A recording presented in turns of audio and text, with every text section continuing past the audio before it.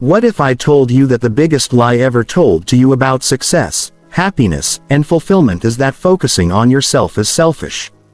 What if everything you've been taught about putting others first, sacrificing your own needs and constantly giving until you have nothing left is actually the exact reason why you're stuck, exhausted, and living a life that doesn't even feel like your own?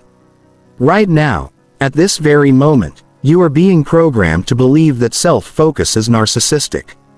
That prioritizing your own growth is somehow wrong, and that the only way to be a good person is to constantly put everyone else's needs before your own. But here's the brutal truth they don't want you to know.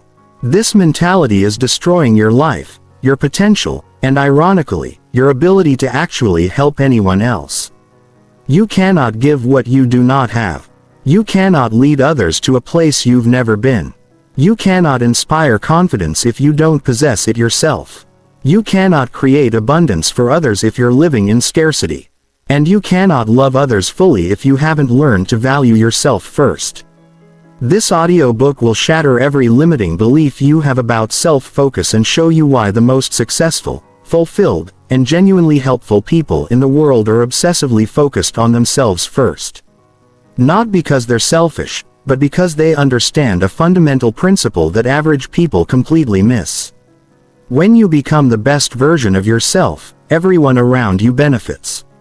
When you master yourself, you automatically elevate everyone in your orbit.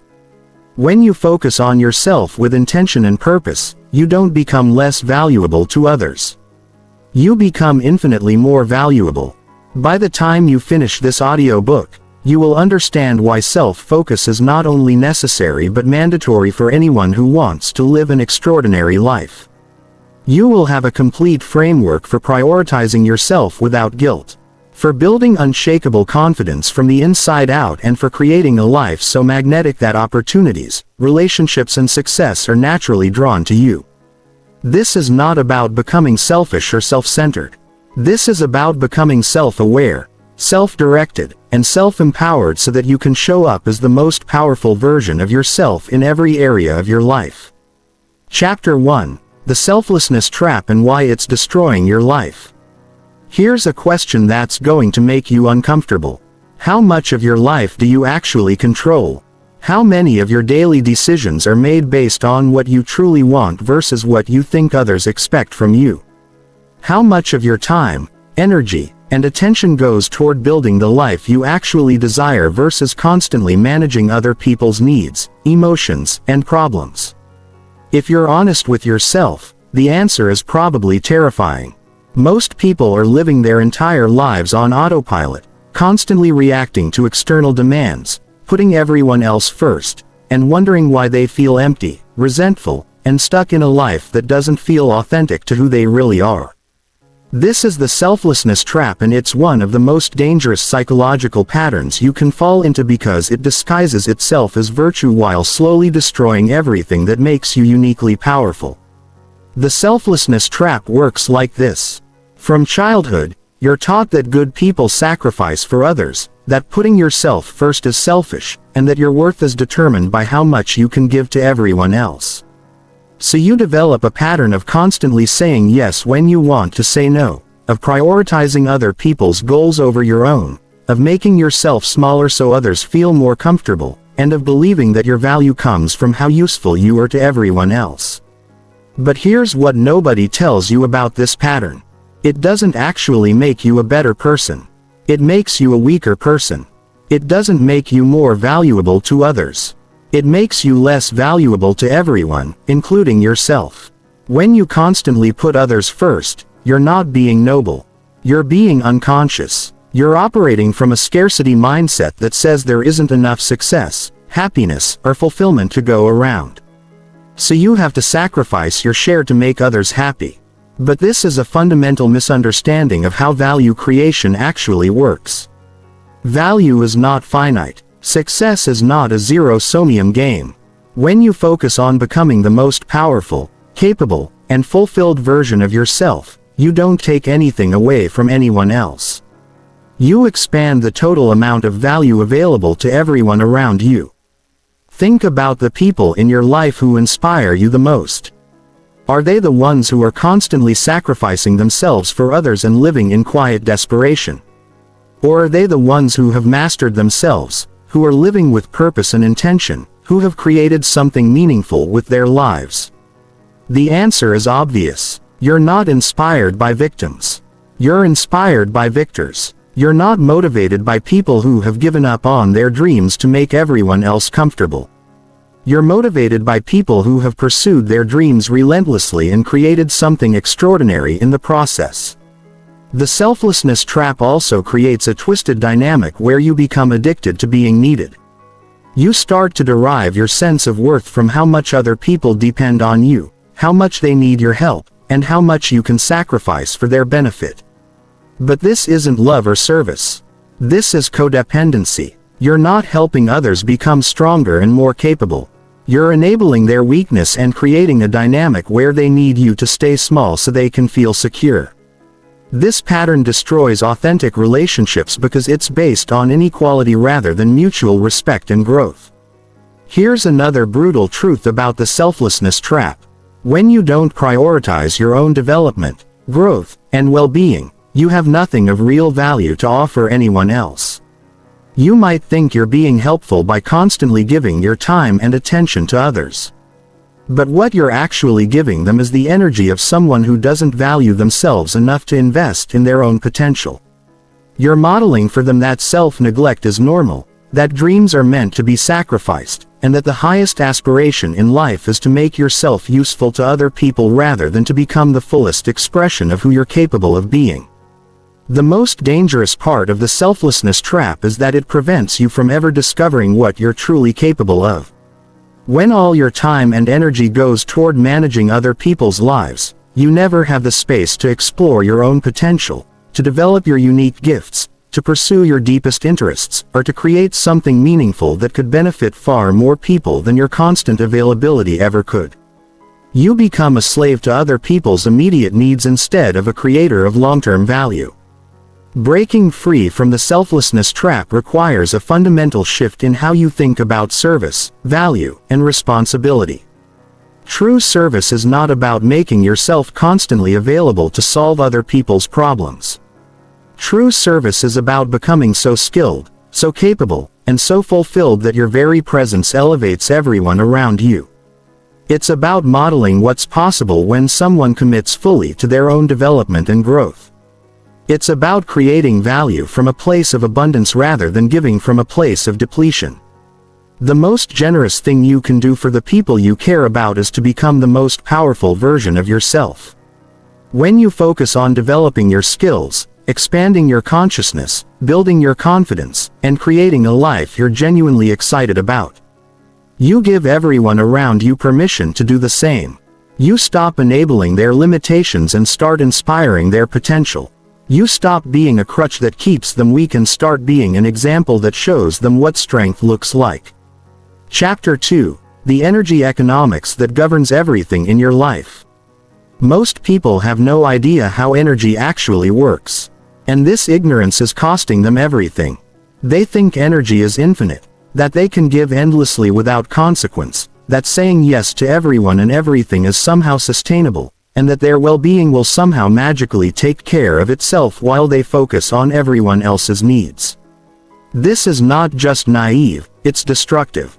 Energy is the most valuable currency you possess, and how you manage it will determine the quality of every single area of your life. Energy economics is simple. You have a finite amount of mental, emotional, and physical energy available to you each day. Every thought you think, every emotion you process, every decision you make, every interaction you have, every task you complete depletes this energy bank account. And just like with money, if you spend more than you have, if you constantly operate in energy deficit, you will eventually bankrupt yourself mentally, emotionally, and physically.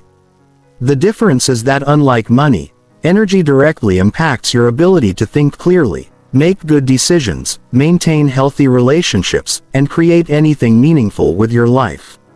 Here's what happens when you ignore energy economics.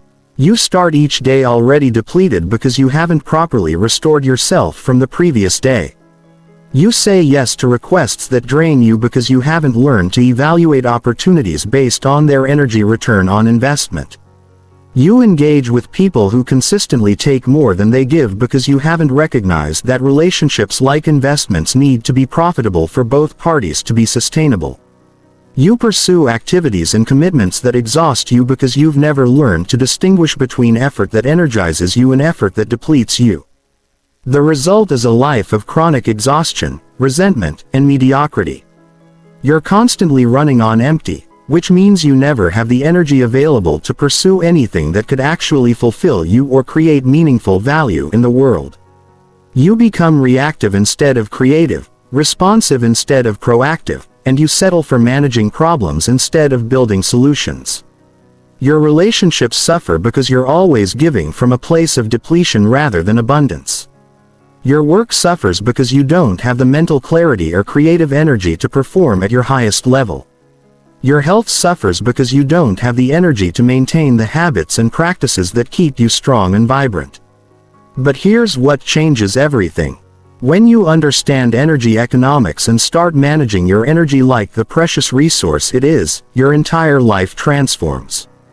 You stop being a victim of circumstance and start becoming the architect of your experience. You learn to invest your energy strategically in activities, relationships, and pursuits that multiply your energy rather than drain it. You develop the ability to say no to energy-depleting opportunities so you can say yes to energy-generating possibilities. Energy management starts with energy awareness.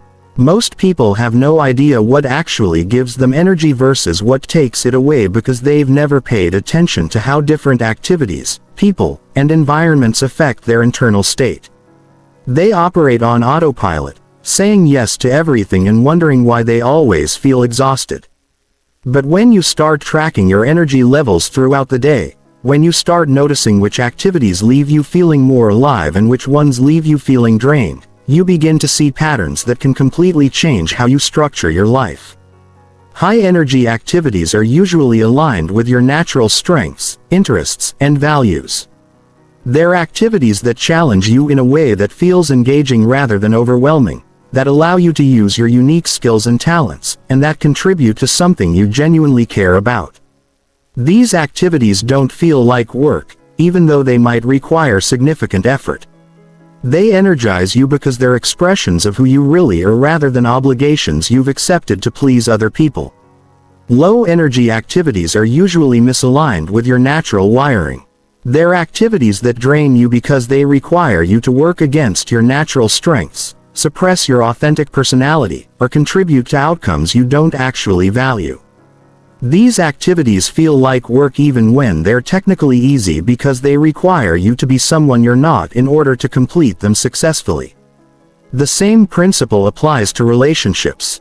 High-energy relationships are those where both people are committed to mutual growth, where there's genuine respect and appreciation, where both parties contribute value to each other's lives, and where you feel more like yourself when you're with them rather than less.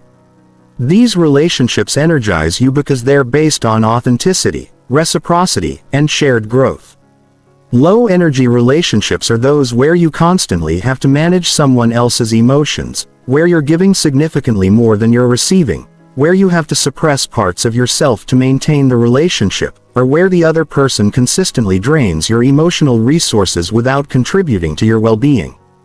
These relationships exhaust you because they require you to operate from depletion rather than abundance. Once you understand the difference between energy-generating and energy-depleting activities and relationships, you can start making strategic decisions about how to structure your life. This doesn't mean avoiding all challenging or difficult situations. It means choosing your challenges strategically based on whether they're likely to expand your capacity and contribute to your growth or whether they're likely to diminish your resources and limit your potential.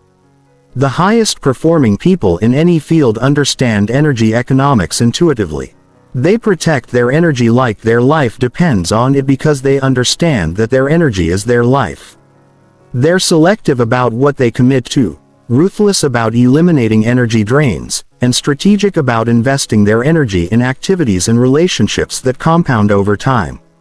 They understand that focusing on themselves first isn't selfish. It's essential for maintaining the energy required to create value in the world.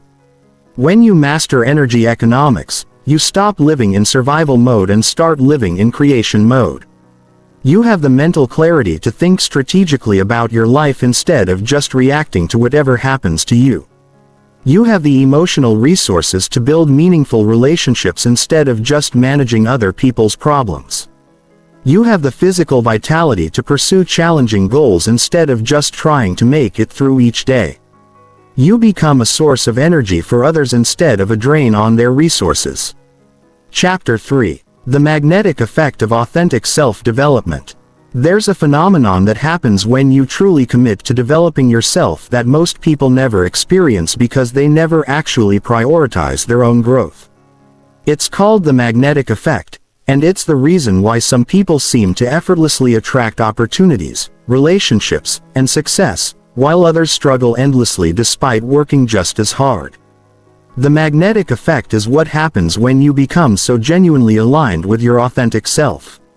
So skilled at what you do and so clear about your values and direction that you naturally draw everything you need toward you without having to chase, convince, or manipulate. Most people have this completely backward.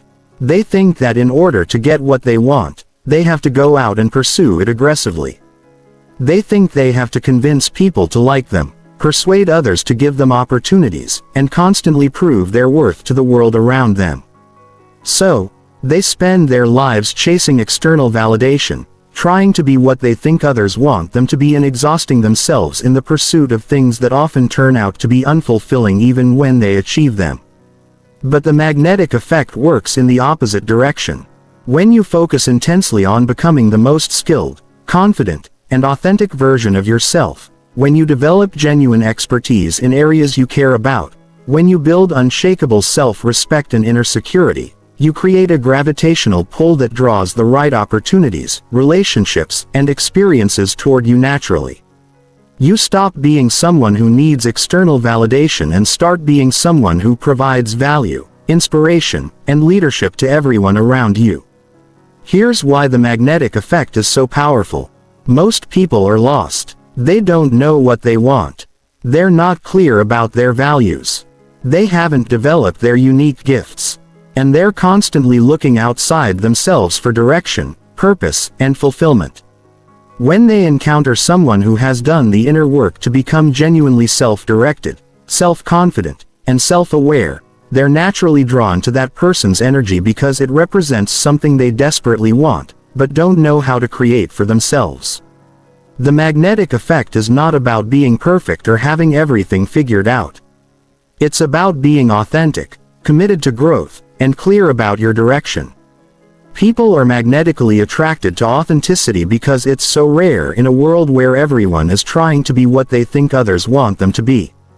When you're genuinely yourself, when you're not trying to impress anyone or hide your imperfections, when you're simply committed to being the best version of who you actually are, you give everyone around you permission to do the same. This creates deep connection and trust because people feel safe to be themselves around you. The magnetic effect also works because self-developed people solve problems instead of creating them. When you've invested in developing your emotional intelligence, your communication skills, your technical abilities, and your self-awareness, you become someone who adds value to every situation you enter. You're not constantly creating drama, requiring emotional management, or needing others to solve your problems. Instead, you're someone who can be counted on to contribute solutions, insights, and positive energy. This makes you invaluable in both personal and professional relationships. But here's what's crucial to understand. The magnetic effect only works when your self-development is genuine rather than strategic. If you're developing yourself primarily to impress others or to get something from the external world, people will sense the inauthenticity and the manipulation. True magnetism comes from developing yourself because you're genuinely committed to becoming the fullest expression of your potential, not because you want to attract specific outcomes. This is why so many self-help approaches fail. People read about techniques and strategies for attracting success or relationships, but they approach these techniques from a place of neediness and manipulation rather than genuine growth. They're trying to use self-development as a tool to get external validation rather than as a path to internal fulfillment. This creates a desperate energy that repels the very things they're trying to attract. Authentic self-development that creates the magnetic effect involves several key components. First, you have to develop genuine self-respect by consistently following through on commitments to yourself. This means doing what you say you're going to do, even when no one is watching, even when it's difficult, and even when you don't feel like it. Self-respect cannot be faked or borrowed. It has to be earned through consistent action aligned with your values and goals. Second, you have to develop real competence in areas that matter to you. This means identifying your natural strengths and interests and then systematically building expertise through deliberate practice, continuous learning and consistent application.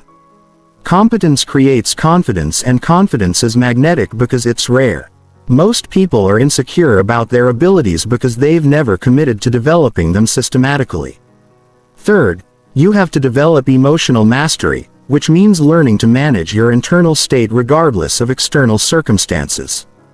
This includes the ability to remain calm under pressure, to process emotions without being overwhelmed by them, to communicate clearly even in difficult situations, and to maintain a positive outlook even when facing challenges. Emotional mastery is magnetic because most people are slaves to their emotions and are constantly looking for others to help them feel better. Fourth, you have to develop clarity about your values, purpose, and direction. This means spending time in self-reflection, identifying what genuinely matters to you as opposed to what you think should matter to you, and making decisions based on this internal compass rather than external expectations. Clarity is magnetic because most people are confused about what they want and are constantly seeking guidance from others. When you combine self-respect, competence, emotional mastery, and clarity, you create a presence that naturally attracts the right opportunities and relationships. You become someone that others want to be around, work with, and support. Because being in your presence elevates their own experience. You stop chasing external validation because you've developed internal validation. You stop trying to convince others of your worth because your worth becomes self-evident through your actions and presence. The magnetic effect also creates a positive feedback loop. The more you focus on authentic self-development, the more you attract people and opportunities that support your continued growth, the better the quality of relationships and experiences you attract. The more resources you have available for further self-development. This creates an upward spiral that compounds over time, leading to levels of fulfillment and success that are impossible to achieve through external pursuit alone. Chapter 4. The Mastery Mindset That Separates Legends from Everyone Else. There's a fundamental difference between people who achieve extraordinary things and everyone else. And it's not talent, luck, or connections. It's their relationship with mastery. While most people approach life as consumers, always looking for what they can get, legends approach life as creators, always focused on what they can become. They understand that mastery is not just about developing skills in a particular area. It's about developing a way of thinking and being that enables continuous growth, resilience, and excellence in everything they do. The mastery mindset is built on a simple but profound principle. You are either growing or you are dying. There is no neutral ground. Every day you are either becoming more skilled, more aware, more capable, and more aligned with your potential, or you are stagnating and slowly declining. Most people choose stagnation because growth requires effort, discomfort, and the willingness to face their limitations. But legends choose growth because they understand that the pain of growth is temporary, while the pain of regret is permanent. Here's what separates the mastery mindset from the average mindset. Average people want to be good enough. They want to reach a level of competence where they can be comfortable, secure, and avoid criticism. They see learning and development as something you do until you reach an acceptable level, and then you stop because you've arrived. The mastery mindset sees learning and development as a lifelong process that never ends. People with a mastery mindset are not trying to reach a destination where they can finally relax. They're committed to a journey of continuous evolution because they understand that their growth is their greatest contribution to the world. The mastery mindset also reframes failure completely. Average people see failure as evidence that they're not good enough and use it as justification to give up or lower their standards. People with a mastery mindset see failure as data. They understand that failure is not the opposite of success. It's part of the process of success. Every failure provides information about what doesn't work, which gets them closer to discovering what does work. They fail faster and more frequently than average people because they're willing to take risks and push boundaries that others avoid. This difference in how failure is processed creates completely different life experiences. Average people live in fear of making mistakes, so they play it safe, avoid challenges, and never discover what they're truly capable of. People with a mastery mindset embrace challenges specifically because they know that's where growth happens. They understand that comfort is the enemy of greatness and that the only way to expand your capabilities is to consistently operate at the edge of your current abilities. The mastery mindset is also characterized by what psychologists call intrinsic motivation. Average people are motivated by external rewards. Money, recognition, approval, status, security. While these things are nice to have, they're not sustainable sources of motivation because they depend on factors outside your control. People with a mastery mindset are motivated by the inherent satisfaction of becoming better, of solving complex problems, of creating something meaningful, and of expressing their unique capabilities. This internal motivation is infinitely more powerful than external motivation because it cannot be taken away by changing circumstances. Here's why intrinsic motivation is so crucial for long-term success. External rewards provide temporary satisfaction, but they don't create lasting fulfillment. You might feel good for a moment when you receive recognition or achieve a goal, but that feeling fades quickly and you need another hit of external validation to feel good again. This creates an addiction to external approval that makes you dependent on other people's opinions and reactions for your sense of worth and satisfaction. But when you're motivated by mastery itself, by the process of growth and development, you create a sustainable source of fulfillment that doesn't depend on external circumstances. You enjoy the daily practice of getting better. You find satisfaction in small improvements and incremental progress. You don't need to wait for major achievements or external recognition to feel successful because you measure success by your commitment to the process rather than by specific outcomes. The mastery mindset also changes your relationship with competition. Average people see other people's success as a threat to their own possibilities. They think that if someone else wins, it means they lose. People with a mastery mindset see other people's success as inspiration and information. They study successful people not to compete with them but to learn from them. They understand that there's no limit to how many people can achieve mastery and that other people's excellence expands the possibilities for everyone. This shift from competition to collaboration creates completely different relationships and opportunities. When you're focused on your own mastery rather than on beating others, you naturally attract other people who are committed to growth and excellence. You build relationships based on mutual respect and shared values rather than comparison and insecurity. You become someone that high performers want to work with and learn from because you're focused on creating value rather than claiming credit. The mastery mindset also requires what Carol Dweck calls a growth mindset as opposed to a fixed mindset. A fixed mindset believes that abilities, intelligence, and talents are static traits that cannot be significantly developed. This leads to avoiding challenges, giving up easily when faced with obstacles, and feeling threatened by other people's success. A growth mindset believes that abilities can be developed through dedication, hard work, and learning from failure. This leads to embracing challenges, persisting through obstacles, and finding inspiration in other people's success. But the mastery mindset goes beyond even the growth mindset. It's not just about believing you can improve, It's about being obsessed with improvement. It's about making growth and development the central organizing principle of your life. It's about consistently asking yourself, how can I get better today? What can I learn from this experience?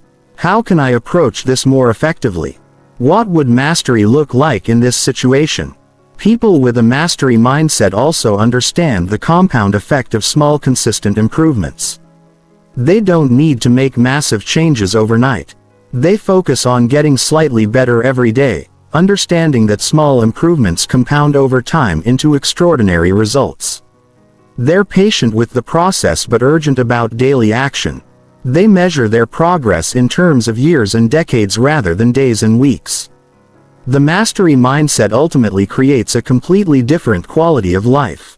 Instead of being driven by fear, insecurity, and external validation, you're driven by curiosity, growth, and the intrinsic satisfaction of developing your potential.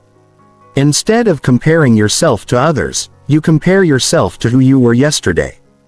Instead of avoiding challenges, you seek them out because you know that's where transformation happens. Instead of being threatened by other people's success, you're inspired by it because it shows you what's possible. When you adopt the mastery mindset, focusing on yourself stops being selfish and starts being strategic.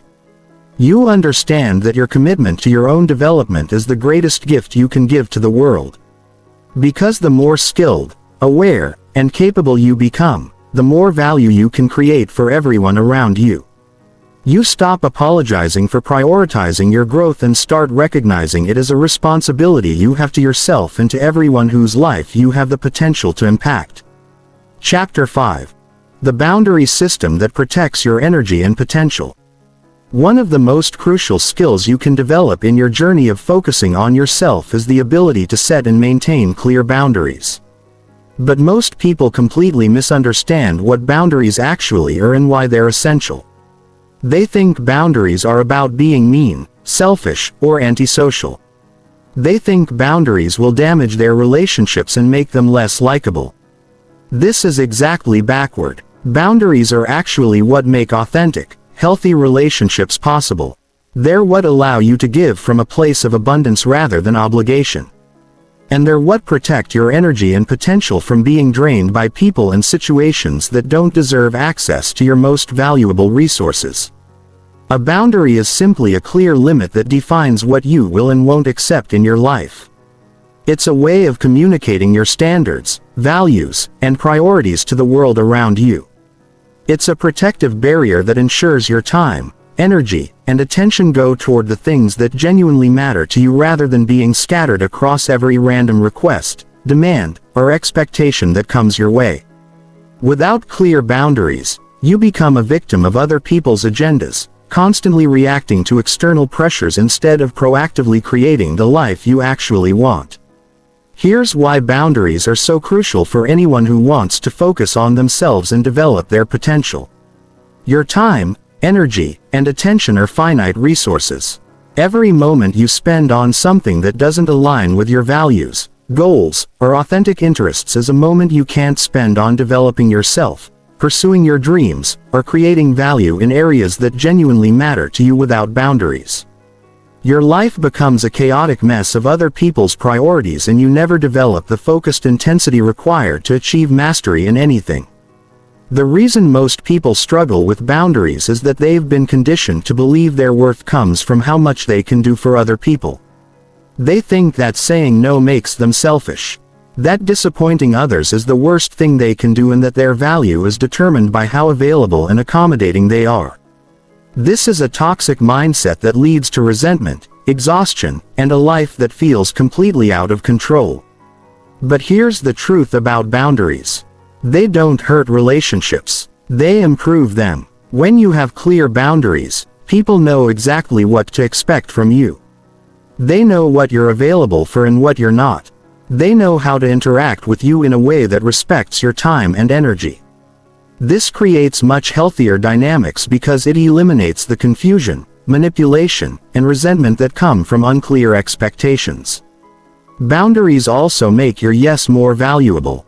When you say yes to everything, your yes becomes meaningless because it's not based on choice. It's based on compulsion. But when you have clear boundaries and you choose to say yes to something, that yes carries real weight because the person knows you could have said no but chose not to. They know they're getting your time and attention because you genuinely want to give it to them, not because you feel obligated. The boundary system has several key components that work together to protect your energy and potential. First, you need clear personal standards. These are non-negotiable principles about how you expect to be treated, what kinds of behavior you will and won't tolerate, and what conditions need to be met for you to invest your time and energy in something. Personal standards are not about controlling other people. They're about controlling your own responses and decisions. For example, you might have a standard that you don't engage in conversations where you're being criticized, blamed, or manipulated. You don't try to stop other people from having these conversations, but you remove yourself from them because they don't meet your standards for productive interaction. You might have a standard that you only commit to projects or relationships where there's mutual respect, clear communication, and shared commitment to positive outcomes. Second, you need clear priorities. Most people say yes to things not because they want to do them, but because they haven't taken the time to figure out what they actually want to focus on. When you have clear priorities, decision-making becomes much easier because you can quickly evaluate whether something aligns with your stated priorities or not. If it doesn't align, you say no. Regardless of how interesting, urgent, or socially expected the request might be, your priorities should be based on your values, goals, and authentic interests, not on what other people think you should prioritize. This requires spending time in self-reflection to identify what genuinely matters to you as opposed to what you think should matter to you. Most people never do this work, so they end up living other people's lives instead of their own. Third, you need clear communication skills. Having boundaries is useless if you can't communicate them effectively. This means learning to say no clearly and directly without over-explaining, apologizing, or justifying your decision. It means learning to redirect conversations that don't meet your standards. It means learning to express your needs, expectations, and limits in a way that's firm, but respectful. Most people struggle with boundary communication because they're afraid of conflict or disappointing others. But conflict is not necessarily negative. Conflict is simply what happens when two different sets of needs or expectations meet. Healthy conflict can lead to better understanding, clearer communication, and stronger relationships. The goal is not to avoid conflict, but to navigate it skillfully. Fourth, you need consistent enforcement. Boundaries that aren't enforced aren't boundaries. They're suggestions. If you set a limit and then don't follow through when someone crosses it, you're teaching them that your boundaries don't actually matter. This trains people to disrespect your limits and creates a pattern where you constantly feel violated and resentful. Enforcement doesn't mean being harsh or punitive. It simply means following through on the consequences you've communicated. If someone consistently violates your boundaries, you reduce their access to your time and energy. If someone doesn't respect your standards, you don't invest in a relationship with them. If someone doesn't align with your priorities, you don't say yes to their requests. The boundary system also requires you to take responsibility for your own choices. It's not other people's job to respect your boundaries if you haven't clearly communicated them. It's not other people's job to manage your time and energy for you. It's not other people's fault if you say yes to things you don't want to do. You are responsible for setting clear limits, communicating them effectively, and enforcing them consistently. When you implement a strong boundary system, several things happen that dramatically improve your life. First, you stop feeling like a victim of circumstances and start feeling empowered to create the experiences you want. Second, you attract higher quality relationships because you're no longer available to people who don't respect your standards. Third, you have much more time and energy available for the things that genuinely matter to you because you're not constantly scattered across random obligations. Fourth, You develop much stronger self-respect because you're consistently honoring your own needs and values instead of sacrificing them for other people's comfort. The boundary system is not about being antisocial or selfish. It's about being strategic with your most valuable resources so you can create the maximum positive impact in the areas that align with your authentic self and meaningful goals.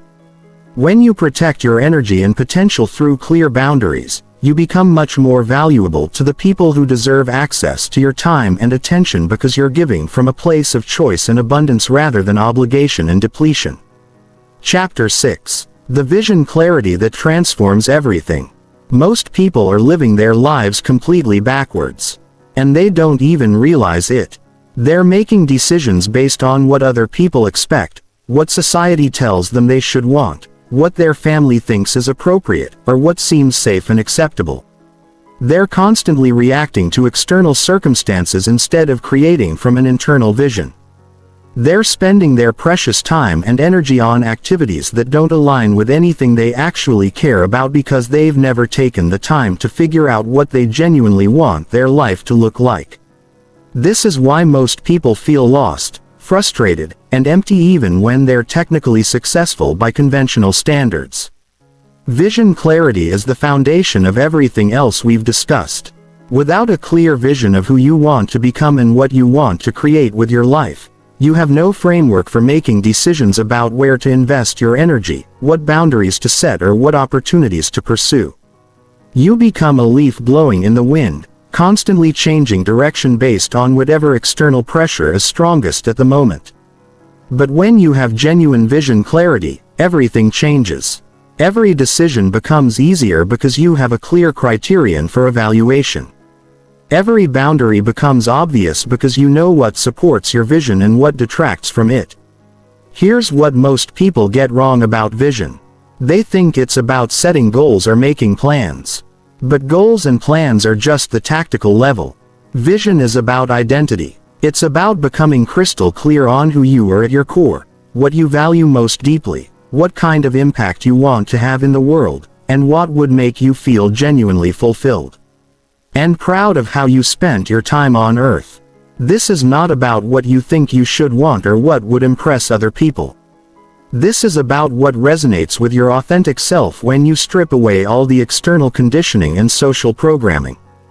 The reason vision clarity is so transformative is that it gives you an internal compass that can guide you through any situation or decision.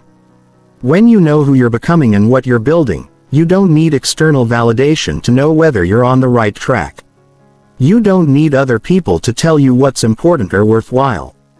You don't need to constantly compare yourself to others because you're measuring your progress against your own vision rather than against other people's achievements. Vision clarity also creates what psychologists call cognitive consistency. When your actions align with your deepest values and authentic desires, you experience internal harmony and peace. When your actions contradict your vision, you experience internal conflict and dissatisfaction. This internal feedback system becomes incredibly reliable guidance for making decisions that support your long-term fulfillment rather than just your short-term comfort or convenience. But here's the challenge. Developing genuine vision clarity requires you to be brutally honest with yourself about what you actually want versus what you think you should want. Most people have been so conditioned by external expectations that they don't even know what their authentic desires are anymore. They've spent so much time trying to meet other people's standards that they've lost touch with their own internal guidance system. This is why the process of developing vision clarity often involves what feels like unlearning. You have to question every assumption you have about what success looks like, what happiness means, what you're supposed to prioritize, and what kind of life is worth living. You have to separate your authentic voice from all the other voices that have been shaping your thinking since childhood. This can be uncomfortable because it often reveals that you've been pursuing things that don't actually matter to you or that you've been neglecting areas of life that are actually crucial to your fulfillment. The vision clarity process starts with what I call values archaeology.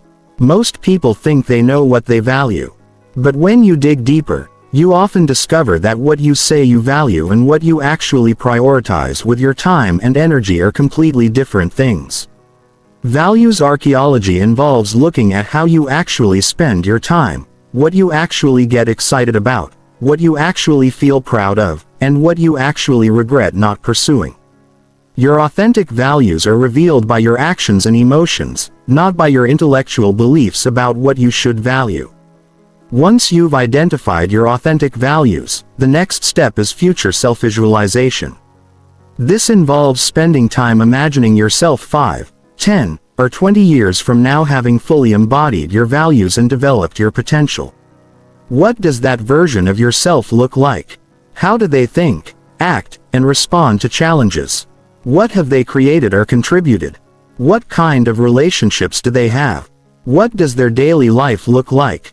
The more vivid and detailed you can make this vision, the more it can guide your current decisions and actions.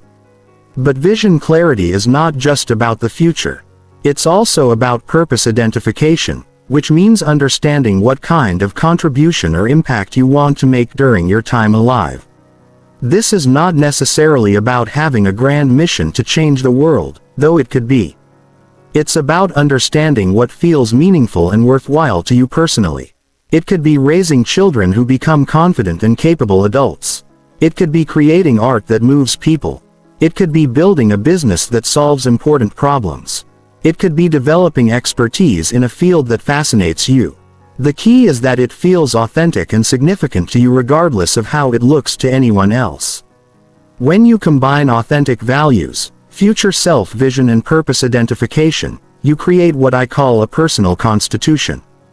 This is a clear written description of who you are, what you stand for, what you're building, and how you want to show up in the world. This constitution becomes your decision-making framework. When opportunities arise, you can quickly evaluate whether they align with your constitution or not. When challenges occur, you can respond from your constitution rather than from fear or reactivity. The most successful people in any field have incredible clarity about their vision and values. They don't waste time on opportunities that don't align with their core mission. They don't get distracted by what other people are doing or what's trendy or popular. They have such a clear sense of direction that they can make decisions quickly and confidently even in uncertain situations. This clarity gives them a massive advantage because while other people are hesitating, comparing options and seeking external validation, they're taking focused action toward their clearly defined vision. Chapter 7. The Toxic Influence Elimination That Clears Your Path. Here's a truth that will make you uncomfortable. Some of the people in your life right now are actively sabotaging your growth. And you're letting them do it because you're afraid of being alone or because you think you owe them your loyalty. You're surrounding yourself with people who drain your energy, discourage your ambitions, criticize your efforts to improve, and keep you stuck at their level because your growth threatens their comfort zone. This is not about being mean or judgmental toward others. This is about recognizing that your environment has a massive impact on your development and that you have a responsibility to yourself to create conditions that support your highest potential. The people you spend the most time with become your reference group. They shape your standards, influence your beliefs, affect your mood and energy, and either inspire you to grow or pressure you to stay small. If you're constantly surrounded by people who complain about their lives but never take action to improve them, you'll start to see that as normal.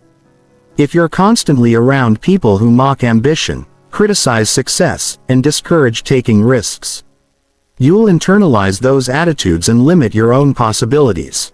If you're constantly around people who are negative, gossipy, or drama-focused, you'll find it much harder to maintain the positive focused mindset required for significant achievement. This is not about judging other people or thinking you're better than them. Everyone is at different stages of their development and everyone has their own path to walk. But you have to be honest about whether the people in your life are supporting your growth or hindering it. You have to be strategic about who gets access to your time, energy, and attention because these are your most valuable resources, and they directly impact your ability to become who you're capable of being. Toxic influences come in many forms, and they're often disguised as care, concern, or loyalty. The chronically negative friend who constantly complains but never wants solutions. The family member who criticizes every goal you set because they're afraid of being left behind. The colleague who gossips about everyone and tries to drag you into drama and politics. The romantic partner who feels threatened by your success and subtly undermines your confidence. The social group that bonds over cynicism, complaint, and making fun of people who try to improve themselves. These influences are particularly dangerous because they often come from people you care about, and they're usually not intentionally malicious. They're just operating from their own fears, insecurities, and limited thinking. But the impact on your development is the same whether it's intentional or not. Every minute you spend in environments that reinforce limitation, negativity, or mediocrity is a minute you're not spending in environments that challenge you to grow, think bigger, and pursue your potential. The elimination process starts with honest assessment. Look at the people you spend the most time with and ask yourself, after spending time with this person, do I feel more energized or more drained? Do I feel more optimistic about my possibilities or more discouraged? Do I feel inspired to take action or more inclined to complain and make excuses? Do I feel more confident in my abilities or more insecure and self-doubting? Do our conversations focus on possibilities and solutions or problems and limitations? This assessment will often reveal uncomfortable truths about relationships you've been maintaining out of habit, obligation, or fear rather than because they're actually beneficial to your development. You might discover that certain friendships are based more on shared complaining than shared growth. You might realize that some family relationships are more about managing other people's insecurities than mutual support and respect.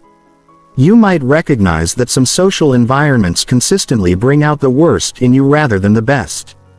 Once you've identified toxic influences, the elimination process requires courage and clear boundaries. This doesn't necessarily mean completely cutting people out of your life, though sometimes that's necessary. It often means reducing the amount of time and energy you invest in relationships that don't support your growth. Changing the nature of your interactions with people who consistently drain you and refusing to participate in conversations or activities that reinforce limitation and negativity. For example, you might decide that you're no longer available for complaining sessions that don't include any interest in solutions. You might choose to limit contact with family members who consistently criticize your goals and dreams.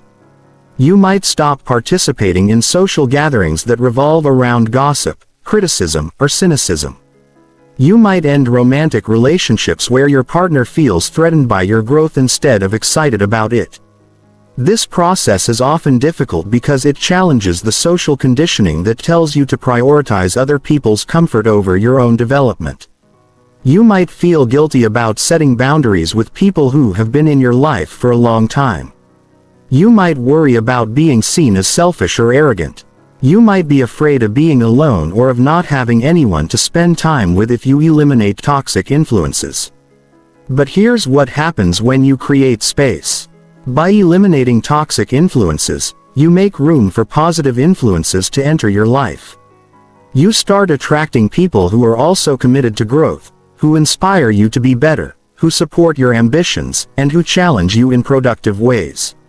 You discover communities and environments where your desire for improvement is celebrated rather than criticized. You find mentors, collaborators, and friends who elevate your thinking and encourage your potential. The people who belong in your life are those who inspire you to be better, who support your authentic goals, who celebrate your successes without resentment, who offer constructive feedback when you need it, and who challenge you to grow in positive ways. These are people who have their own ambitions and are working on their own development. So they understand the importance of focus, discipline, and continuous improvement. They don't try to keep you small because your growth doesn't threaten them. It inspires them. Chapter 8. The unshakable confidence that comes from within. Confidence is the most misunderstood concept in personal development. And this misunderstanding is keeping most people trapped in cycles of insecurity and external validation seeking. Most people think confidence is a feeling that you either have or don't have. Something that comes from external achievements or other people's approval, or a personality trait that some people are born with and others aren't. This is completely wrong. Real confidence is not a feeling. It's not dependent on external circumstances, and it's not a fixed trait. True confidence is a skill that you build through consistent action. And once you understand how to build it properly, it becomes unshakable regardless of what happens around you. The confidence that most people seek is actually just ego validation. They want to feel good about themselves based on how they compare to others, how much approval they receive, how many achievements they can accumulate, or how successful they appear to the outside world. But this kind of confidence is incredibly fragile because it depends entirely on factors outside your control. It disappears the moment you face criticism, failure, rejection, or comparison to someone who seems more successful than you are. Real confidence comes from a completely different source. It comes from your relationship with yourself, specifically from your ability to trust yourself to handle whatever challenges arise. It comes from knowing that regardless of what happens externally, you have the skills, resilience, and resourcefulness to respond effectively. It comes from having evidence that you can set goals and follow through on them. That you can face discomfort and push through it. That you can learn from failure and keep moving forward. And that you can stay true to your values even when it's difficult. This kind of confidence is built through what I call self-trust deposits. Every time you make a commitment to yourself and follow through on it, you make a deposit in your self-trust account. Every time you face a challenge and handle it effectively, you prove to yourself that you're capable. Every time you stay true to your values despite external pressure, you strengthen your internal foundation. Every time you take action despite fear or uncertainty, you expand your comfort zone and build evidence of your resilience. The opposite is also true. Every time you make a commitment to yourself and break it, you make a withdrawal from your self-trust account. Every time you avoid challenges or give up when things get difficult, you reinforce the belief that you can't handle adversity. Every time you compromise your values to please others or avoid conflict, you weaken your internal foundation. Every time you let fear stop you from taking action, you teach yourself that you're not capable of handling uncertainty or discomfort. Most people have been making withdrawals from their self-trust account for so long that they're operating in emotional bankruptcy. They don't believe they can rely on themselves to follow through on commitments, handle challenges, or stay true to their values. This is why they're constantly seeking external validation, approval, and reassurance.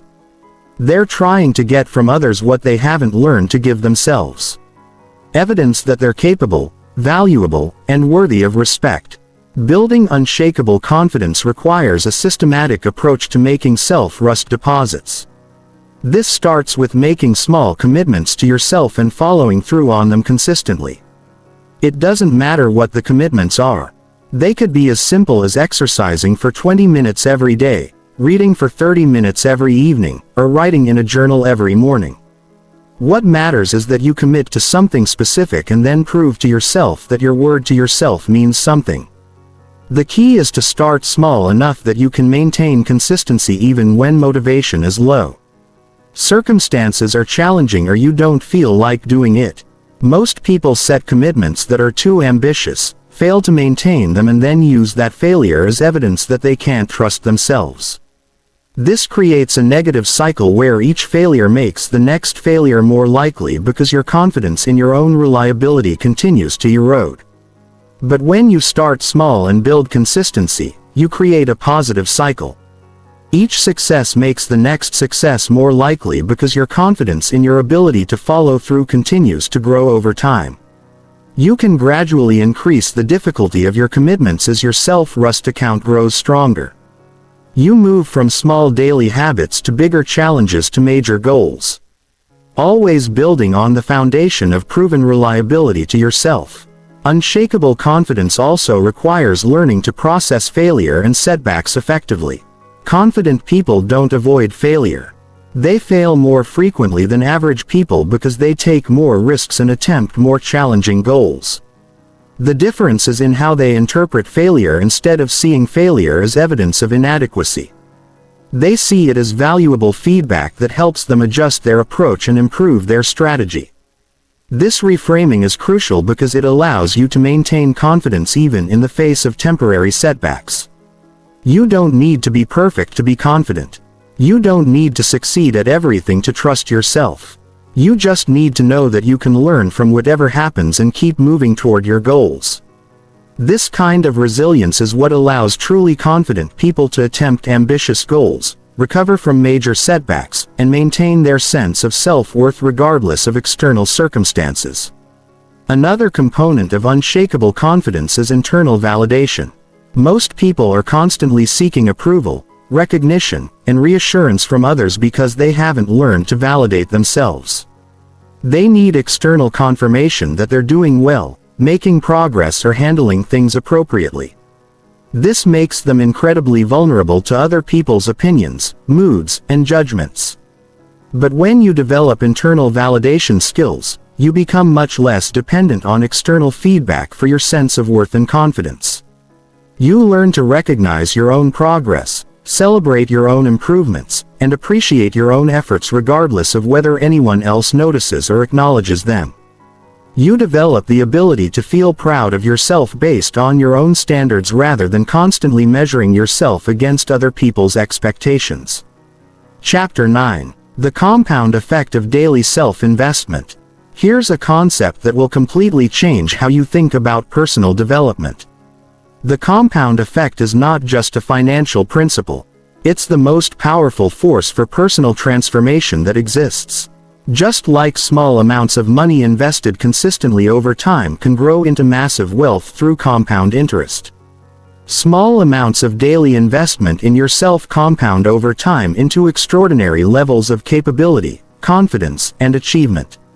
But most people completely underestimate this principle because they're obsessed with immediate results and dramatic transformations instead of understanding that the most powerful changes happen gradually through consistent daily action.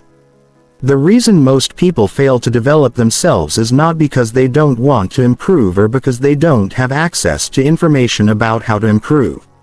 They fail because they expect change to be immediate and dramatic. And when they don't see fast results, they give up and conclude that personal development doesn't work. They try a new approach for a few days or weeks, don't see the transformation they were hoping for, and move on to the next strategy or give up entirely. This is like planting a seed and digging it up every few days to see if it's grown yet. But here's how the compound effect actually works in personal development. Small, seemingly insignificant actions taken consistently over time create massive transformations that appear sudden, but are actually the result of gradual accumulation. Reading 10 pages of a valuable book every day doesn't seem like much, but over a year, that's over 15 books and an enormous expansion of knowledge and perspective. Exercising for 20 minutes every day doesn't seem like much, but over a year, that's more than 120 hours of physical conditioning and habit formation. Practicing a skill for 30 minutes every day doesn't seem like much, but over a year, that's more than 180 hours of deliberate practice and significant expertise development. The power of daily self-investment is that it's sustainable, cumulative, and creates momentum over time. Unlike dramatic attempts at change that require massive willpower and usually lead to burnout and reversal, small daily investments work with your psychology rather than against it. They're easy enough to maintain even when motivation is low, circumstances are challenging, or you're busy with other priorities, but they're substantial enough to create real progress when accumulated over time. Most people dramatically overestimate what they can accomplish in a week or a month and dramatically underestimate what they can accomplish in a year or a decade through consistent daily action. They want to transform their lives overnight, so they attempt massive changes that are impossible to sustain. They try to go from never exercising to working out 2 hours every day, from never reading to reading 3 books per week, from never meditating to meditating for an hour every morning. These approaches almost always fail because they require such a dramatic shift from current habits that they create internal resistance and overwhelm. The compound effect approach works because it respects the way human psychology and habit formation actually operate. Your brain is designed to resist sudden dramatic changes because they're interpreted as potential threats to your survival. But small, gradual changes can be integrated without triggering resistance. Your brain doesn't perceive a 20-minute daily walk as a threat, but it might resist a sudden attempt to run 5 miles every day. Your brain doesn't resist reading 1 chapter per day, but it might resist trying to read an entire book in a weekend. Daily self-investment also creates what psychologists call identity-based change. Instead of trying to force yourself to do things that contradict your current self-image, you gradually shift your identity by consistently acting in alignment with who you want to become. Each day that you read, you reinforce the identity of someone who values learning. Each day that you exercise, you reinforce the identity of someone who prioritizes health. Each day that you practice a skill, you reinforce the identity of someone who is committed to mastery. This identity shift is crucial because behavior that's inconsistent with your self-image requires constant willpower to maintain. But behavior that's consistent with your identity feels natural and automatic. When you see yourself as someone who reads daily, choosing to read doesn't require decision-making energy. When you see yourself as someone who exercises regularly, working out doesn't feel like a struggle against your nature. When you see yourself as someone who is constantly learning and growing, investing time in personal development feels obvious and inevitable. The compound effect also works because it creates multiple types of returns simultaneously. When you invest in reading daily, you're not just gaining knowledge, you're also improving your focus, expanding your vocabulary, enhancing your critical thinking skills, and developing the habit of consistent self-improvement. When you invest in daily exercise, you're not just improving your physical fitness. You're also boosting your energy, enhancing your mood, building discipline, and creating a foundation of daily structure that supports other positive habits. This multiplier effect means that the benefits of daily self-investment extend far beyond the specific area you're focusing on. The discipline you develop through maintaining daily habits transfers to other areas of your life. The confidence you build through consistent follow-through affects how you approach challenges and opportunities. The energy you create through physical fitness enhances your mental performance. The knowledge you gain through reading improves your decision-making in all areas of life. Chapter 10. The Armor Against Criticism and Social Pressure. If you're going to focus on yourself and pursue authentic growth, you need to understand something fundamental. Criticism and social pressure are inevitable, and your ability to handle them effectively will determine whether you can maintain your commitment to personal development or whether you'll retreat back to the safety of mediocrity and conformity. Most people abandon their growth because they can't handle the discomfort of being misunderstood, criticized, or socially pressured to return to their previous level. They start making positive changes, encounter resistance from others, and conclude that it's easier to stay small than to deal with the social consequences of growth. Here's what you need to understand about criticism and social pressure. They're not indicators that you're doing something wrong. They're indicators that you're doing something different. When you start prioritizing your development over other people's comfort, when you start setting boundaries instead of being endlessly available, when you start pursuing your authentic interests, instead of conforming to group expectations, you will inevitably trigger discomfort in people who are invested in keeping you at your previous level. This discomfort manifests as criticism disguised as concern. People will tell you that you're being selfish for focusing on yourself. They'll warn you that you're becoming arrogant or that success will change you in negative ways. They'll question your goals and point out all the ways you might fail. They'll remind you of your past failures as evidence that you shouldn't attempt anything ambitious. They'll tell you that you're unrealistic, impractical, or that you should be grateful for what you already have instead of wanting more. Most of this criticism is not really about you or your choices. It's about their own insecurities and fears.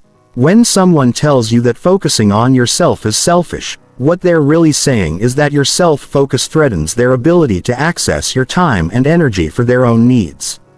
When someone tells you that your goals are unrealistic, What they're often saying is that your ambition makes them feel uncomfortable about their own lack of ambition. When someone warns you about the dangers of success, they're usually expressing their own fear of failure or change. Understanding the psychology behind criticism makes it much easier to process without taking it personally or letting it derail your progress. People criticize what threatens them or what they don't understand. If your growth threatens someone's sense of security, superiority, or access to your resources, they will find ways to discourage it. If your choices highlight their own lack of direction or commitment, they will find reasons to invalidate those choices. This is human nature, not personal attack, and recognizing it allows you to respond strategically rather than emotionally. The armor against criticism is built from several components. First, you need absolute clarity about your values, goals, and reasons for pursuing growth. When you're clear about why you're making the choices you're making, external criticism becomes much less relevant because you have an internal standard for evaluation. You know whether your actions align with your values and support your goals regardless of what anyone else thinks about them. Second, you need to distinguish between constructive feedback and destructive criticism. Constructive feedback comes from people who support your growth and want to help you succeed more effectively. It's specific, actionable, and offered with genuine care for your well-being. Destructive criticism comes from people who want to discourage your growth or make themselves feel better by diminishing your efforts. It's usually vague, personal, and offered with underlying hostility or insecurity. Learning to identify the difference allows you to be open to valuable input while protecting yourself from toxic influence. You can listen carefully to constructive feedback from people who have your best interests at heart while dismissing destructive criticism from people who are threatened by your development. This discernment is crucial because completely shutting out all feedback makes you isolated and potentially blind to important areas for improvement, while accepting all criticism makes you vulnerable to being derailed by other people's insecurities. Third, you need to develop what psychologists call internal locus of control. This means that your sense of worth, direction, and validation comes primarily from internal standards rather than external approval. People with internal locus of control evaluate their decisions based on whether those decisions align with their values and support their goals. People with external locus of control evaluate their decisions based on how others react to them. When you have strong internal locus of control, criticism loses much of its power because you're not dependent on other people's approval for your sense of worth or direction. You can consider feedback objectively without becoming emotionally destabilized by it. You can maintain your commitment to growth even when others don't understand or support your choices. Fourth, you need to surround yourself with people who understand and support your commitment to growth. This doesn't mean only associating with people who never challenge you or never offer feedback. It means building relationships with people who share your values around personal development and who want to see you succeed. These relationships provide a buffer against external criticism because they offer alternative perspectives and emotional support when you encounter resistance from others. The ultimate armor against criticism is your own results. When you consistently follow through on your commitments to yourself, when you steadily develop your skills and capabilities, when you create value and achieve meaningful goals, the evidence of your progress becomes undeniable. Critics may continue to find fault, but their opinions carry less weight when contradicted by objective reality. This is why maintaining your focus and consistency is so important even when facing social pressure. Every day that you prioritize your development over external approval, you strengthen your internal foundation and build evidence of your commitment to growth. Over time, this creates unshakable confidence in your ability to determine your own direction regardless of what others think about it. Chapter 11. The execution mastery that separates dreamers from achievers. Here's the brutal truth about why most people never achieve their potential. They confuse thinking about goals with working toward goals. They mistake planning for progress. And they believe that understanding something intellectually is the same as implementing it practically. They spend endless hours consuming motivational content, reading about success strategies, and talking about what they're going to do someday. But they never actually develop the execution mastery required to turn ideas into reality. This is the gap that separates people who transform their lives from people who just think about transforming their lives.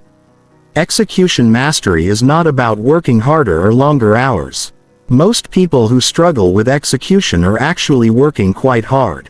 They're just working on the wrong things at the wrong times in the wrong ways. True execution mastery is about developing the mental discipline to consistently take the specific actions that directly contribute to your most important goals.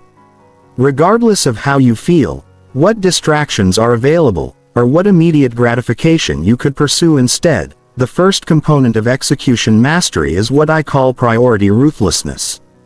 Most people fail to execute effectively because they try to pursue too many goals simultaneously.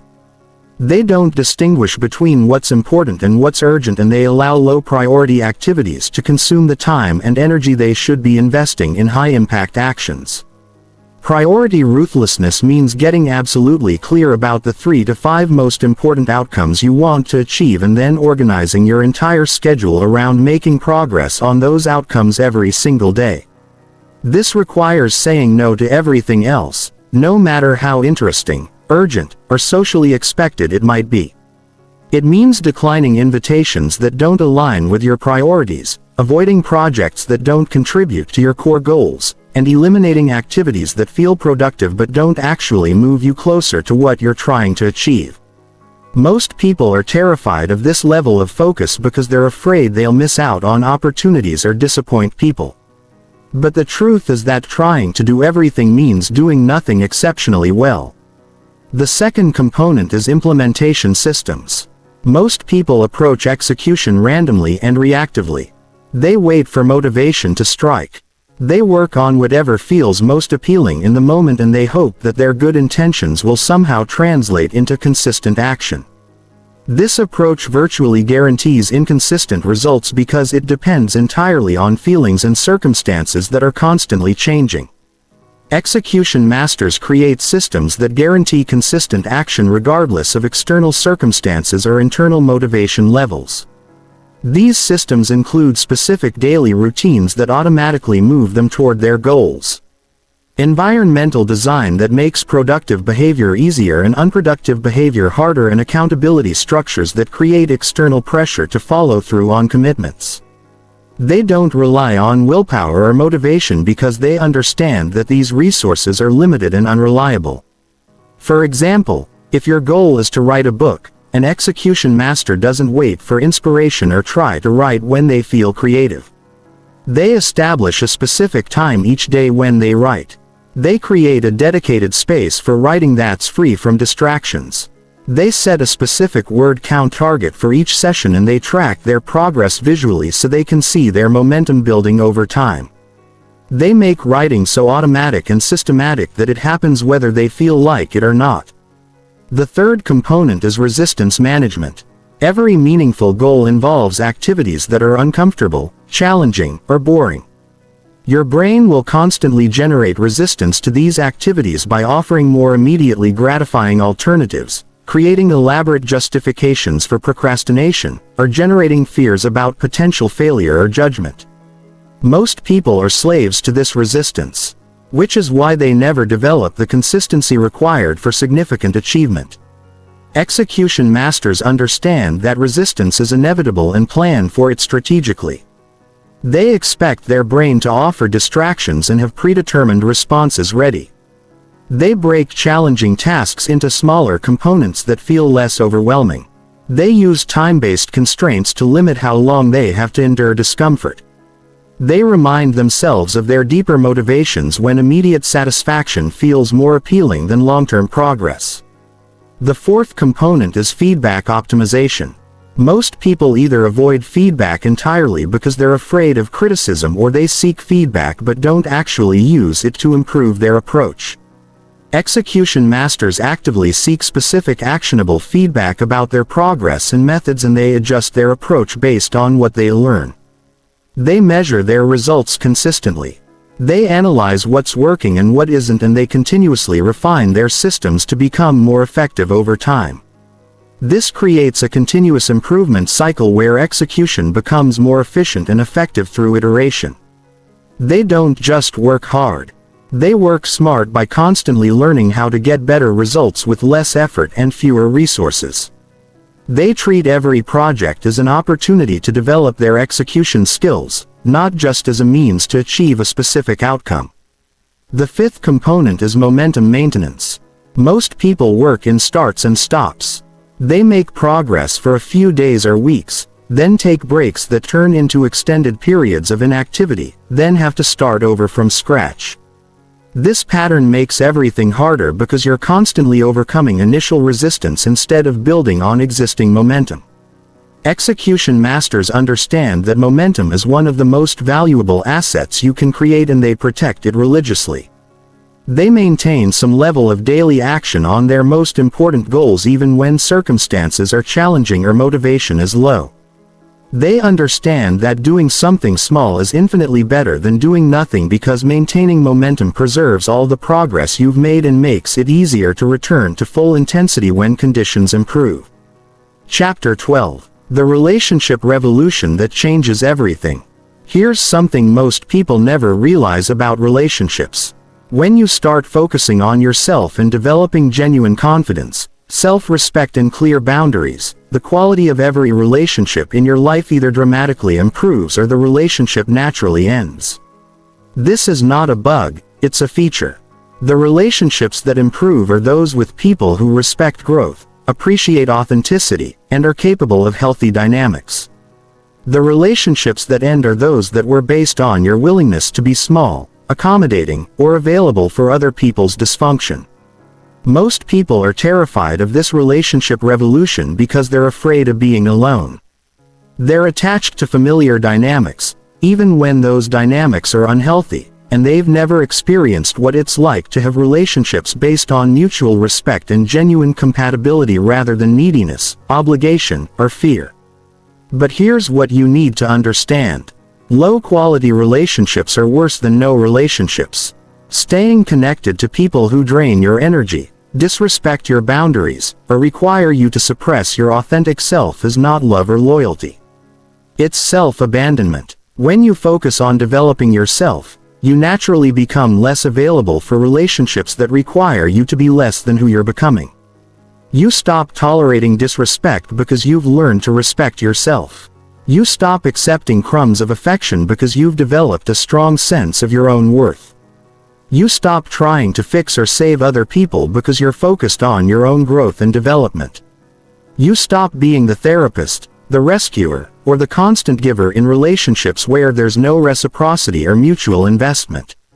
This shift often triggers intense reactions from people who were benefiting from your previous patterns.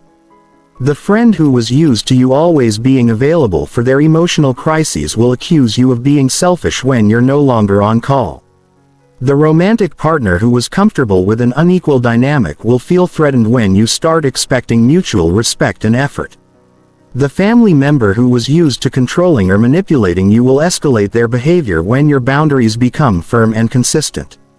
These reactions are not evidence that you're doing something wrong. They're evidence that you were previously in unhealthy dynamics and that your growth is disrupting patterns that weren't serving you. The people who truly care about you will respect your boundaries and support your development, even if they need time to adjust to the changes. The people who don't will reveal themselves through their resistance to your growth.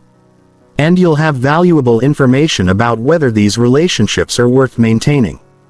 The relationship revolution also involves attracting entirely new types of people into your life. When you have genuine self-respect, clear boundaries, and authentic confidence, you naturally attract others who share these qualities. You start connecting with people who are also committed to growth, who have their own goals and interests, who can contribute to your life rather than just taking from it, and who appreciate your authenticity rather than trying to change you. These new relationships feel completely different from what you may have experienced before. There's less drama because both people are emotionally mature. There's more mutual support because both people are invested in each other's success. There's more genuine intimacy because both people are comfortable being themselves rather than performing to please each other. There's more stability because the relationship is based on compatible values and mutual respect rather than neediness or fear. But attracting high-quality relationships requires you to become a high-quality person yourself. You can't have standards for others that you don't meet yourself. You can't expect respect from others if you don't demonstrate self-respect. You can't attract emotionally healthy people if you're not doing your own emotional work. You can't expect others to have clear boundaries if you don't have clear boundaries yourself. This is why focusing on yourself is not selfish when it comes to relationships. It's essential. The better you become, the better the people you'll attract and the better your relationships will be. The more you develop your own interests, skills, and goals, the more interesting and valuable you become as a partner, friend, or colleague.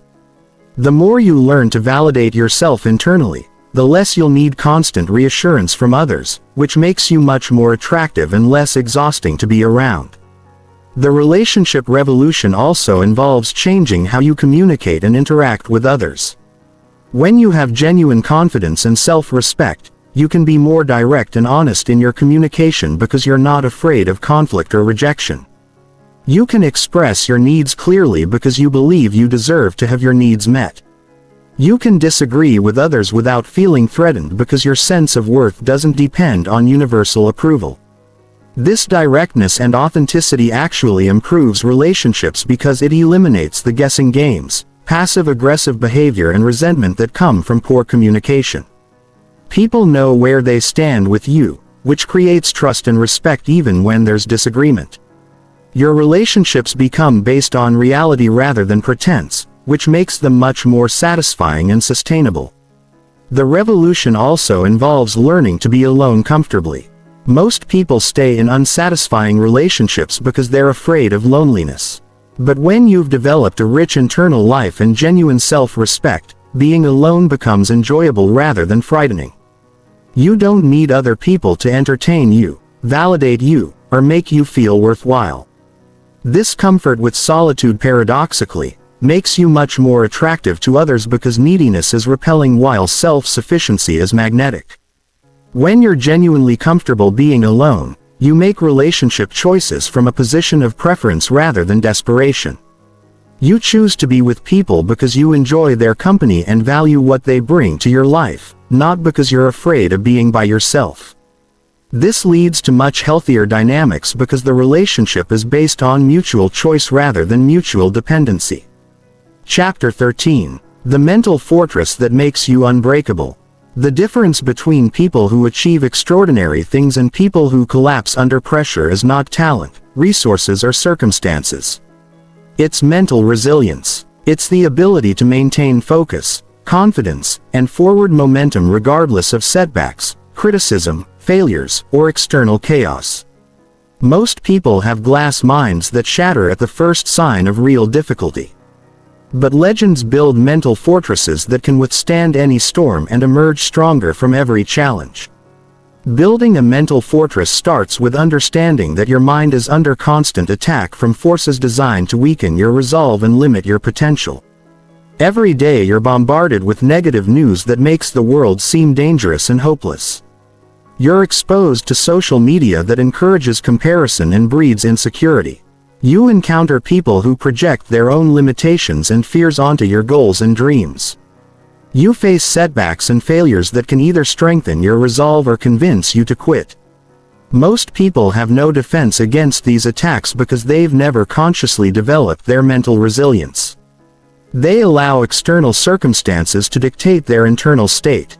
They let other people's opinions shape their self-perception. They interpret temporary setbacks as permanent failures. They absorb negativity from their environment and wonder why they feel discouraged and defeated. But a mental fortress protects you from all of these influences by creating an unshakable internal foundation that remains stable regardless of external chaos. This foundation is built on several key components that work together to create psychological invincibility. The first component is perspective mastery. Most people get trapped in temporary circumstances and lose sight of the bigger picture. They allow immediate challenges to consume their entire mental bandwidth and forget that every setback is temporary and every failure is an opportunity for learning and growth. Perspective mastery means developing the ability to zoom out from current difficulties and remember your long-term vision, values, and trajectory. This doesn't mean ignoring problems or pretending challenges don't exist. It means putting current difficulties in context and remembering that your life is not defined by any single event, setback, or period of struggle. Every successful person has faced failures, rejections, and periods of doubt.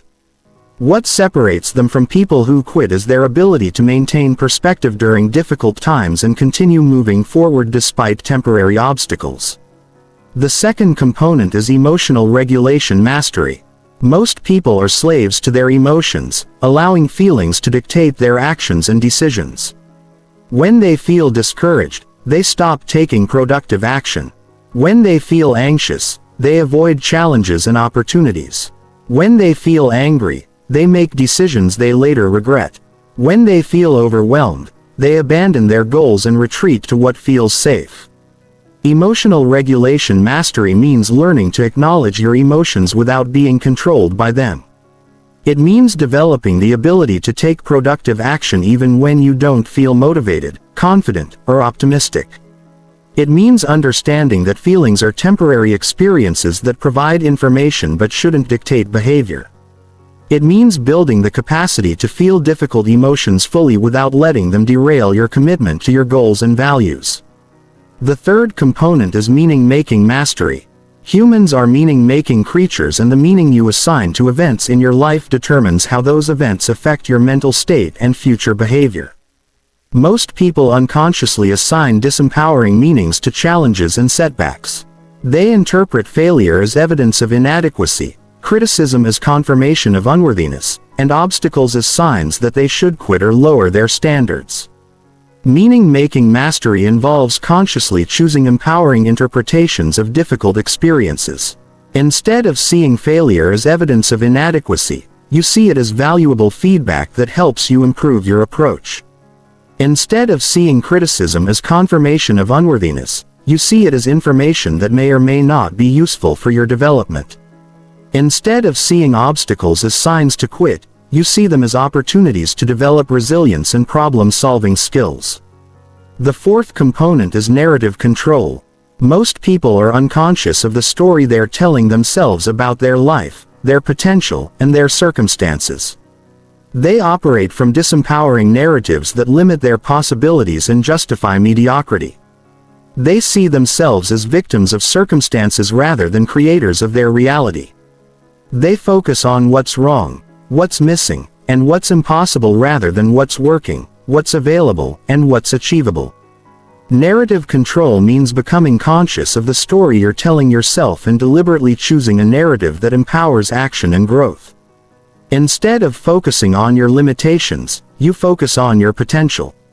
Instead of dwelling on past failures, you focus on future possibilities. Instead of seeing yourself as a victim of circumstances, you see yourself as the author of your experience with the power to influence outcomes through your choices and actions. The fifth component is stress inoculation. Just like physical immune systems become stronger through exposure to manageable challenges, mental resilience grows stronger through deliberate exposure to controllable stressors. Most people avoid discomfort and challenge, which means they never develop the psychological strength to handle significant difficulties when they inevitably arise. Stress inoculation involves systematically exposing yourself to increasingly challenging situations so you can build confidence in your ability to handle adversity.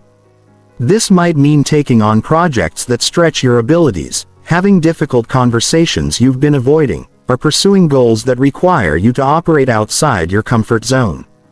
Each time you successfully navigate a challenging situation, you build evidence that you can handle difficulty, which makes you more resilient in future situations.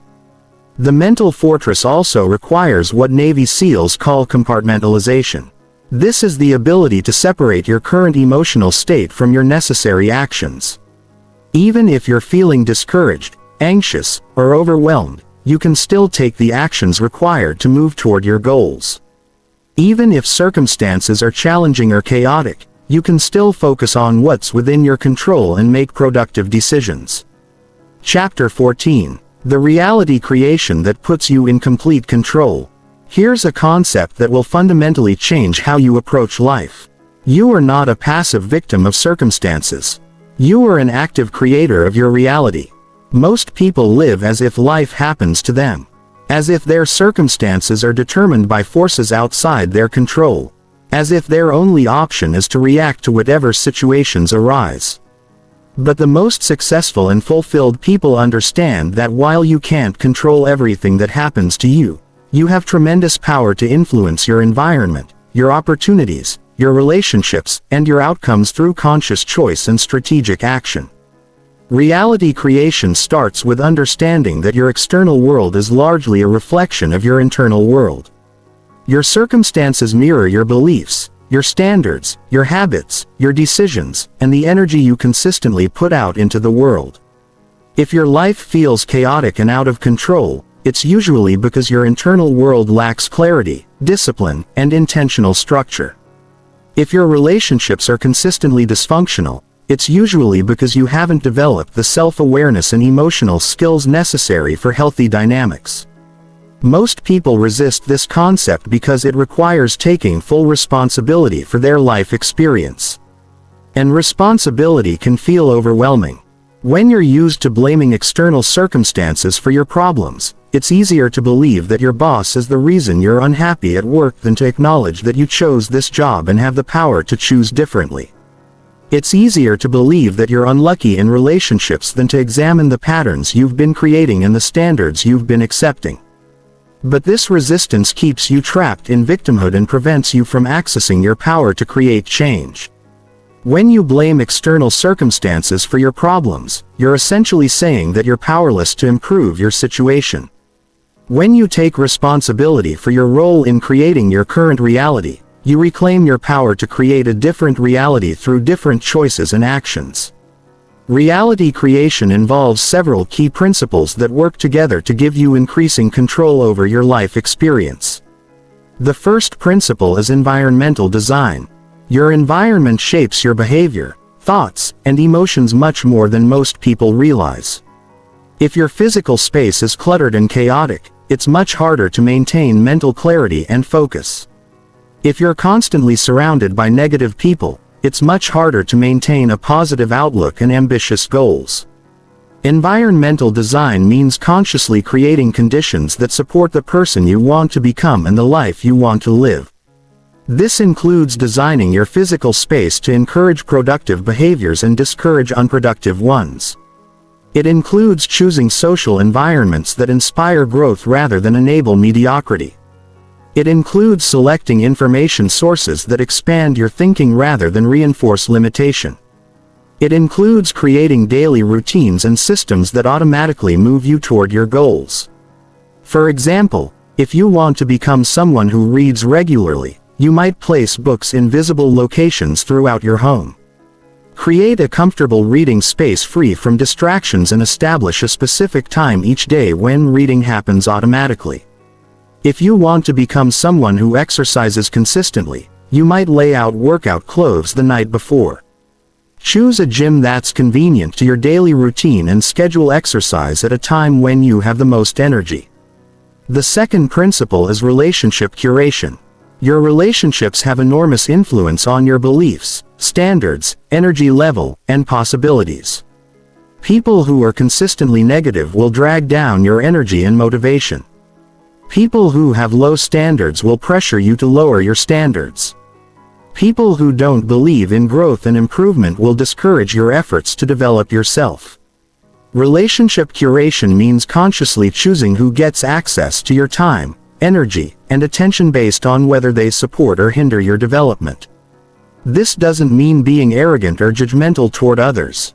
It means being strategic about who you invest in and who you allow to influence your thinking and emotions. It means seeking out relationships with people who inspire you, challenge you in positive ways, and support your commitment to growth. The third principle is opportunity creation. Most people wait for opportunities to appear and then wonder why they feel stuck and limited. But opportunities are rarely just given to you. They're usually created through preparation, positioning, skill development, network building, and strategic action. The people who seem to have all the luck are usually those who have prepared themselves to recognize and capitalize on possibilities that others miss. Opportunity creation means proactively developing skills that will be valuable in the future. Building relationships with people who can open doors. Positioning yourself in environments where interesting possibilities exist and consistently taking actions that expand your options rather than limiting them. It means being ready when opportunities arise rather than scrambling to prepare after they've already passed. The fourth principle is feedback optimization. Most people either avoid feedback entirely or receive feedback, but don't systematically use it to improve their approach. But feedback is essential information that helps you understand what's working and what needs adjustment in your reality creation process. This means actively seeking feedback about your performance, your approach, and your results from people who have expertise in areas where you want to improve. It means measuring your progress consistently so you can identify patterns and trends. It means being willing to acknowledge when something isn't working and adjusting your strategy rather than continuing ineffective approaches out of stubbornness or ego. The fifth principle is compound leverage. Small consistent actions compound over time into massive results. But most people underestimate this power because they want immediate gratification rather than delayed rewards. Reality creation involves identifying high-leverage activities that create disproportionate returns and then systematically investing in those activities over extended periods. For example, developing strong communication skills creates leverage in every area of life because almost every goal requires the ability to influence, persuade, or collaborate with others. Building a strong professional network creates leverage because relationships often determine which opportunities become available. Developing emotional intelligence creates leverage because self-awareness and interpersonal skills affect every relationship and decision. Reality creation is not about positive thinking or wishful visualization. It's about understanding the factors that influence outcomes and then systematically organizing those factors to increase the probability of achieving your desired results. It's about taking responsibility for your role in creating your current circumstances and then using that same power to create better circumstances through more conscious choices and more strategic actions.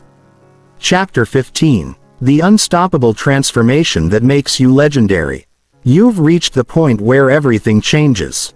Not because you've absorbed more information or learned new techniques, but because you finally understand the fundamental truth that will determine the quality of your entire life.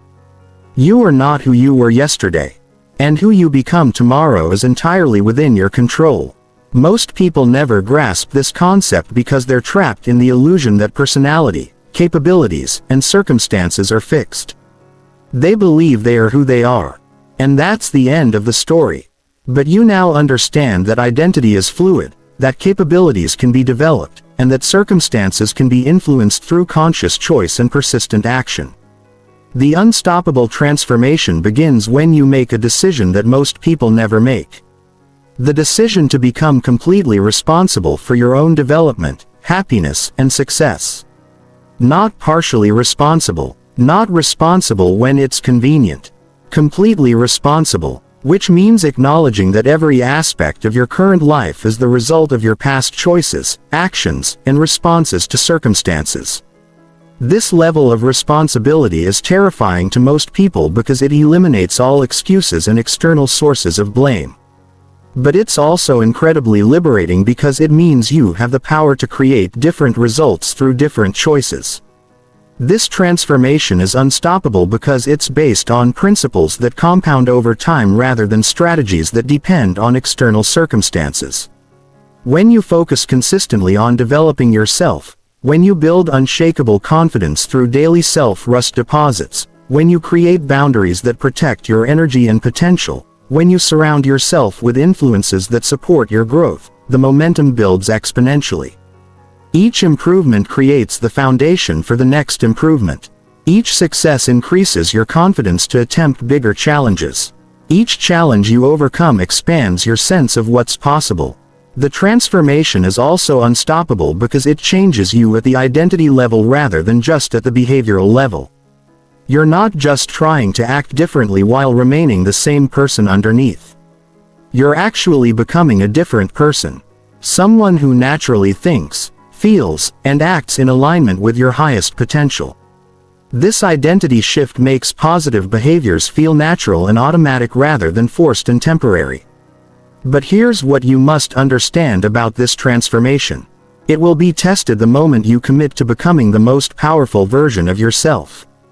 Everything in your environment will conspire to pull you back to your previous level. People who are comfortable with the old you will resist the new you.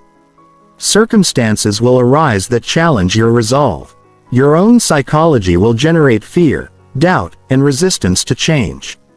These tests are not punishments or signs that you're on the wrong path. They're graduation exams that prove you've actually internalized the principles we've discussed rather than just intellectually understanding them. Every time you maintain your boundaries despite social pressure. Every time you continue working toward your goals despite setbacks. Every time you choose long-term growth over short-term comfort, you prove to yourself and the world that your transformation is real and permanent. The legendary level is reached when external circumstances no longer dictate your internal state or your commitment to growth. You become someone who can maintain focus during chaos, confidence during criticism, and momentum during setbacks. You become someone who creates value regardless of the environment, who inspires others through your example rather than your words, and who approaches challenges with excitement rather than fear. Because you know that every challenge is an opportunity for further development. This level of psychological development is what separates true leaders from followers, creators from consumers, and legends from everyone else. It's not about achieving specific external goals, though those will naturally follow. It's about becoming the kind of person who can achieve any goal they set because they've developed the internal resources necessary for sustained excellence in any area they choose to focus on.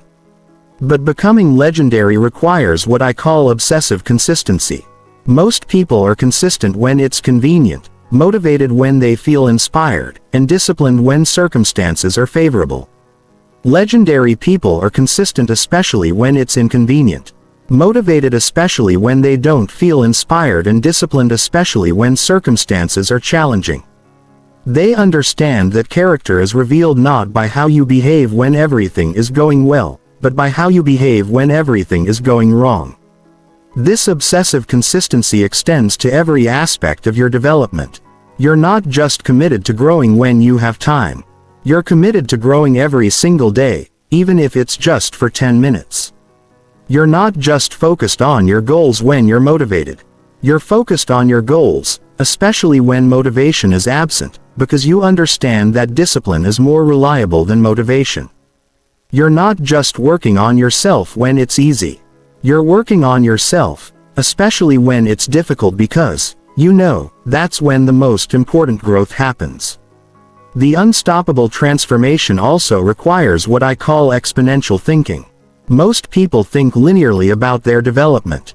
They expect progress to be steady and predictable, improvement to be gradual and incremental, and results to be proportional to effort. But exponential thinking recognizes that growth accelerates over time when you're consistent with the fundamentals. Small daily investments compound into massive capabilities. Consistent daily actions create momentum that makes bigger actions possible. Gradual identity shifts eventually reach a tipping point where transformation feels effortless and automatic. This exponential effect means that the person you become through this process will be almost unrecognizable compared to who you are today. Your confidence, capabilities, relationships, opportunities, and impact will expand in ways that currently seem impossible because you can't imagine what becomes possible when you fully commit to your own development over an extended period. The final component of unstoppable transformation is legacy consciousness. This means recognizing that your commitment to developing yourself is not just about your own fulfillment and success. It's about modeling what's possible for everyone who observes your journey. Every person who sees you transform from someone who was stuck, uncertain, or mediocre into someone who is confident, capable and excellent receives proof that such transformation is possible for them too. Your growth becomes a gift to everyone in your orbit because it expands their sense of what's achievable. Your success becomes an inspiration that motivates others to pursue their own development. Your example becomes evidence that focusing on yourself is not selfish but generous, because the better you become, the more value you can create for everyone around you. This is your moment. Right now, you have everything you need to begin the transformation that will change your life and impact everyone who knows you. You have the knowledge, the frameworks, the strategies, and most importantly the understanding that this journey is not just possible but inevitable when you commit fully to focusing on yourself with intention, consistency, and unshakable determination. The question is not whether you can transform your life. The question is whether you will choose to do so. The power has always been yours. Now you know how to use it.